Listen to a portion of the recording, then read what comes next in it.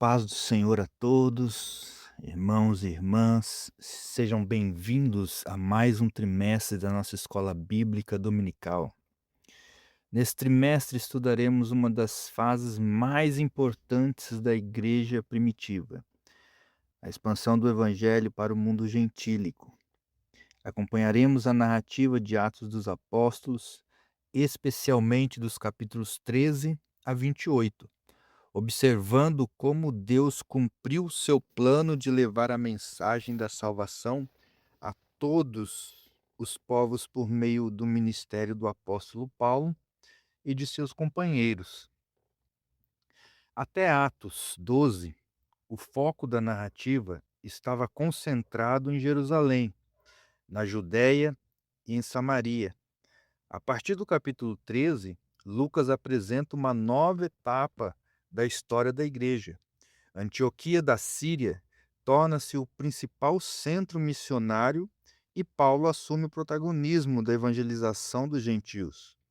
Essa mudança não aconteceu por iniciativa humana, mas pela direção do Espírito Santo, que separou Paulo e Barnabé para a obra missionária.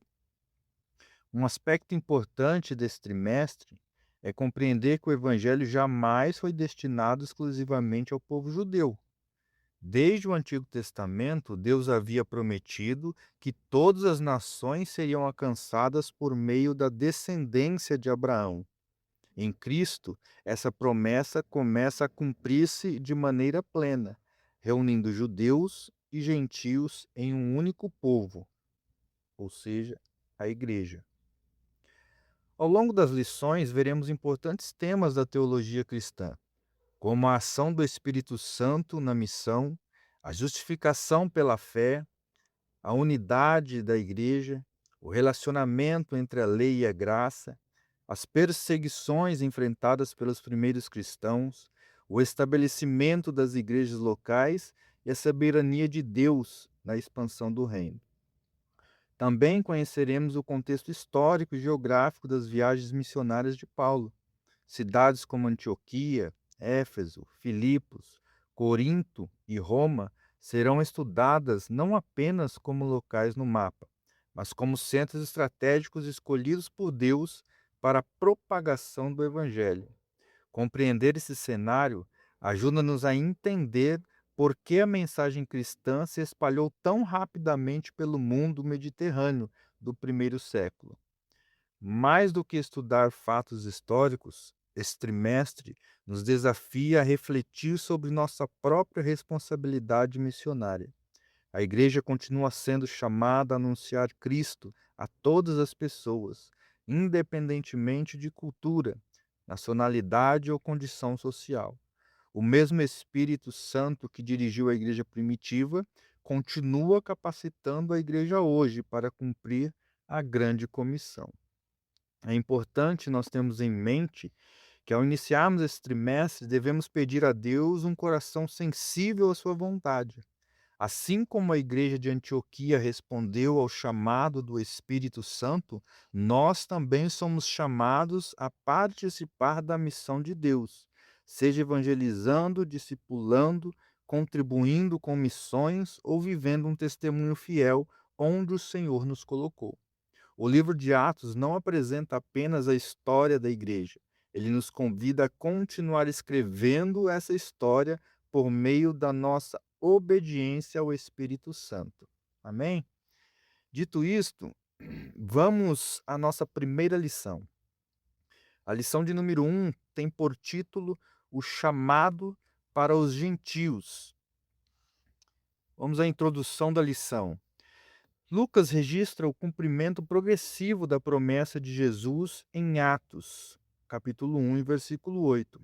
O evangelho alcançaria Jerusalém, Judéia, Samaria e chegaria aos confins da terra. Os capítulos 13 a 28 marcam a grande virada da narrativa, quando o foco deixa de ser Jerusalém e passa a Antioquia.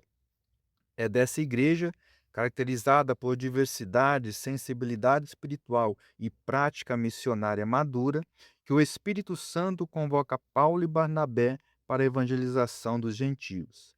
A partir desse ponto, o ministério de Paulo torna-se central e o Espírito é mostrado como o verdadeiro condutor da expansão cristã.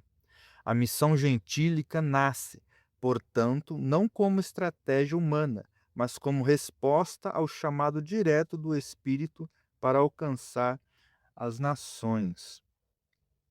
Bom, a partir do capítulo 13 de Atos, o livro entra em uma nova fase. Até esse momento, Lucas ele concentrou sua narrativa na expansão do evangelho em Jerusalém, na Judéia e em Samaria, cumprindo gradualmente a ordem dada por Cristo em Atos, do capítulo 1 e o versículo 8. Agora, o olhar se volta totalmente para o mundo gentílico, mostrando que o plano de Deus sempre foi alcançar todas as nações, conforme já havia prometido a Abraão, quando ele diz que em ti serão benditas todas as famílias da terra, lá em Gênesis, no capítulo 12, o versículo 3. A mudança do foco de Jerusalém para Antioquia não significa que Jerusalém perdeu sua importância, mas que a igreja estava obedecendo ao propósito missionário estabelecido por Jesus. Antioquia tornou-se o principal centro missionário do cristianismo primitivo.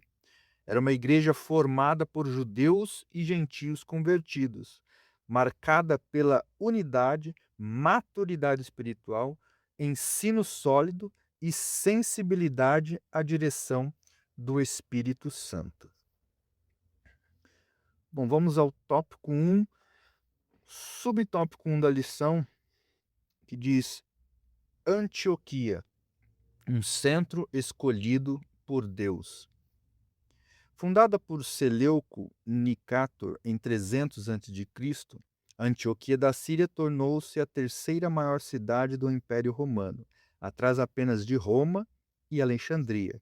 Culturalmente greco-helenista, abrigava significativa população judaica e exercia forte influência intelectual e comercial, contando com o porto de Seleucia.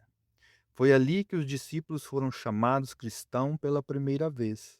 Não por acaso, Deus escolheu Antioquia como base da missão gentílica, transformando aquela igreja em um centro de envio para as nações, uma verdadeira base missionária de envio às nações. Bom, Antioquia da Síria, ela desempenhava um papel decisivo na história da igreja primitiva. Ela foi fundada por Seleuco Nicator. Seleuco foi um dos mais importantes generais de Alexandre o Grande. Após a morte de Alexandre em 323 a.C., seu vasto império foi dividido entre seus generais. Seleuco tornou-se o governante da região da Síria, Mesopotâmia e da grande parte do Oriente, fundando o poderoso império Seleucida. O título Nicator significa o vitorioso, recebido por causa de suas conquistas militares. Uma das maiores marcas de seu governo foi a fundação de diversas cidades, muitas delas recebendo nomes de familiares. Entre elas estava Antioquia da Síria, fundada por volta de 300 a.C. e batizada em homenagem a seu pai Antíoco. Quando Paulo e Barnabé partiram em sua primeira viagem missionária, eles saíram de Seleucia, o porto de Antioquia. Tanto a cidade quanto o porto receberam seus nomes em homenagem a Seleuco. Isso mostra como acontecimentos políticos ocorridos 3 séculos antes prepararam um cenário para a expansão do evangelho. A história de Seleuco nos lembra que Deus governa a história. Mesmo sem conhecer o Senhor, esse governante fundou uma cidade que séculos depois seria usada como principal base missionária da igreja. Isso confirma que Deus conduz os acontecimentos da história para cumprir seus propósitos redentores. Paulo vai dizer lá em Romanos, no capítulo 8, versículo 28, sabemos que todas as coisas cooperam para o bem daqueles que amam a Deus, daqueles que são chamados segundo o seu propósito. Antioquia localizava-se às margens do rio Orontes, cerca de 25 quilômetros do porto de Seleucia, que servia como sua principal saída para o mar Mediterrâneo. Sua posição geográfica privilegiada fez dela um dos maiores centros comerciais, culturais e políticos do Império Romano, ficando atrás apenas de Roma e Alexandria. Por ser uma cidade cosmopolita, Antioquia reunia pessoas de diferentes etnias, culturas diferentes e religiões diferentes. Havia uma expressiva comunidade judaica convivendo com gregos, romanos e diversos povos orientais. Esse ambiente multicultural preparou o cenário ideal para que o evangelho rompesse definitivamente as barreiras étnicas e alcançasse os gentios. Deus utilizou uma cidade estrategicamente localizada para que a mensagem de Cristo se espalhasse com rapidez pelas principais rotas comerciais do mundo antigo. Foi também em Antioquia que os seguidores de Jesus receberam pela primeira vez o nome de cristãos. A palavra cristão vem do grego Christianos, que significa literalmente partidário de Cristo, seguidor de Cristo ou pertencente a Cristo. Esse nome provavelmente foi dado pelos habitantes da cidade e não pelos próprios discípulos. Como Antioquia era uma cidade multicultural e acostumada a identificar grupos religiosos e políticos pelos seus líderes, os seguidores de Jesus passaram a ser conhecidos como os de Cristo. Alguns estudiosos entendem que inicialmente o termo tinha um tom de zombaria ou desprezo, semelhante a dizer esse pessoal de Cristo. No entanto, os discípulos não rejeitaram essa identificação. Pelo contrário, passaram a vê-la como uma honra. Anos depois, o apóstolo Pedro escreveu: se alguém sofre como cristão, não se envergonhe, antes glorifique a Deus por esse nome. No Novo Testamento, nós vamos ver a palavra cristão aparecendo apenas 3 vezes. Uma em Atos dos Apóstolos, capítulo 11, versículo 26, né, que é quando os cristãos em Antioquia foram chamados pela primeira vez cristãos. Em Atos dos Apóstolos, capítulo 26, o versículo 28, quando o rei Agripa diz a Paulo: por pouco me persuades a me fazer cristão. E a primeira epístola de Pedro, no capítulo 4, versículo 16, que ele vai dizer se alguém sofre como cristão, que foi o versículo que nós vimos agora há pouco.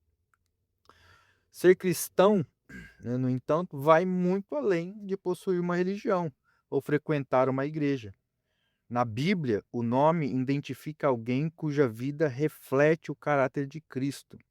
Os discípulos receberam esse nome porque pessoas viam em suas atitudes, palavras e comportamentos uma semelhança com Jesus. A pergunta que fica para nós é: quem convive conosco reconhece por meio da nossa vida que pertencemos a Cristo? Esse continua sendo o verdadeiro significado de ser cristão. Embora o termo provavelmente tenha sido usado inicialmente pelos habitantes da cidade para identificar os discípulos de Cristo, ele passou a representar a identidade daqueles que viviam e anunciavam o Evangelho.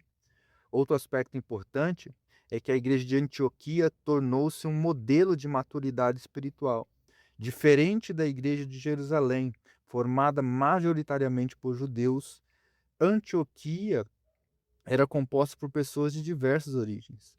Essa diversidade demonstrava que, em Cristo, judeus e gentios formavam um só povo, cumprindo o ensino que Deus não faz acepção de pessoas.